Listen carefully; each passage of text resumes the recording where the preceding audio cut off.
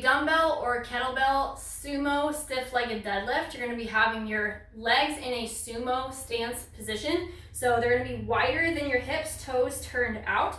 But rather than doing your normal knee bend like we would in a sumo stance, you're going to be keeping your knees in a pretty much stationary position. So they can bend slightly, but once they're there, you're not going to move the knees anymore, thus the stiff-legged part. So from there, your hips are going to go back. Now, if you're not super mobile here, then you're going to have the dumbbells elevated up a little bit higher. Otherwise, you're not going to be able to reach down for them.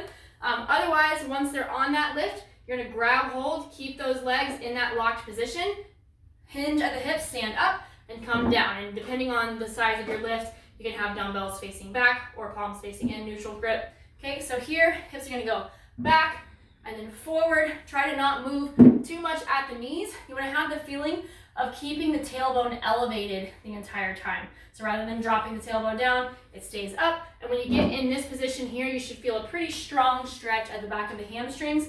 I would start off with a lighter weight on this one just to get used to the movement, and then you can gradually move up in the weight or increase the range of motion once you're more comfortable.